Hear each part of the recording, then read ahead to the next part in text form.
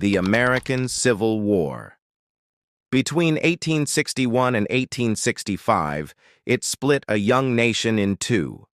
More than 620,000 soldiers died, and some historians now believe the true toll reached 750,000. That is more than all American deaths in World War I, World War II, Korea, and Vietnam combined.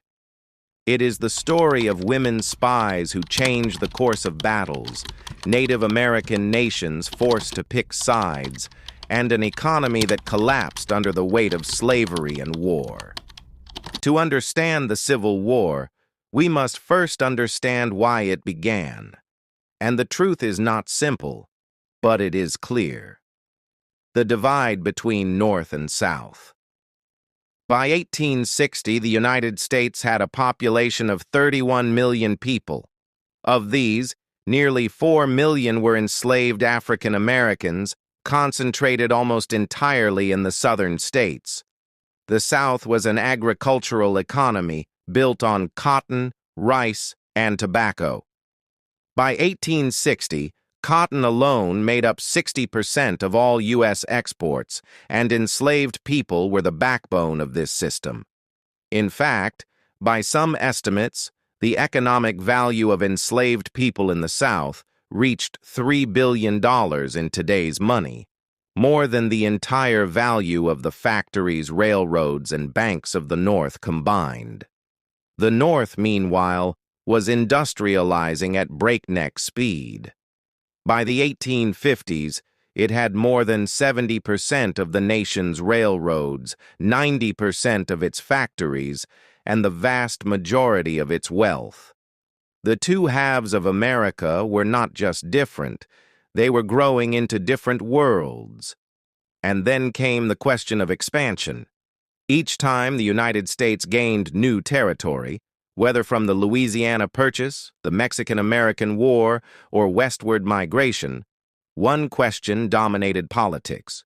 Would slavery expand, or would it not? The Missouri Compromise of 1820, the Compromise of 1850, the Kansas-Nebraska Act of 1854.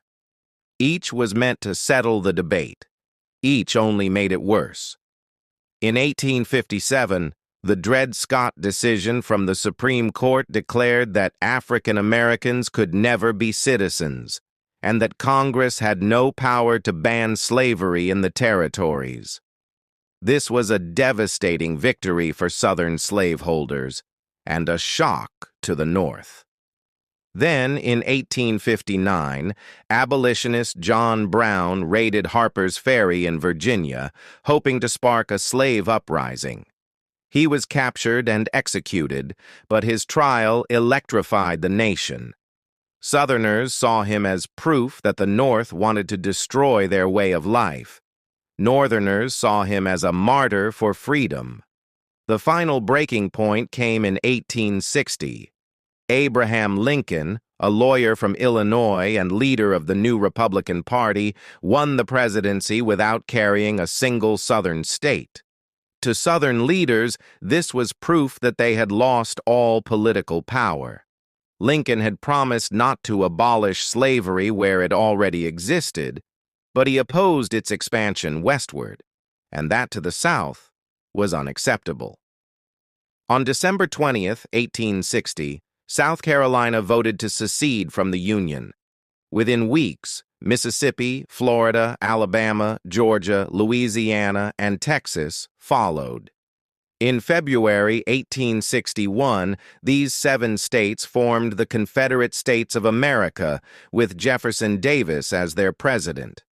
When Lincoln took office in March 1861, the nation was already divided. But the first shots had not yet been fired. That moment came at Fort Sumter, South Carolina, on April 12, 1861. Confederate artillery opened fire on the Union garrison in Charleston Harbor. The bombardment lasted 34 hours. No one was killed in the battle, but the war had begun. Within weeks, Virginia, Arkansas, Tennessee, and North Carolina joined the Confederacy. The Union was preserved in name only. What began as a political dispute had exploded into the bloodiest conflict America had ever known. But this war would not only be fought on battlefields, it would be waged in secret networks of spies, on native homelands, in cotton fields and factories, and in the very memory of the nation itself.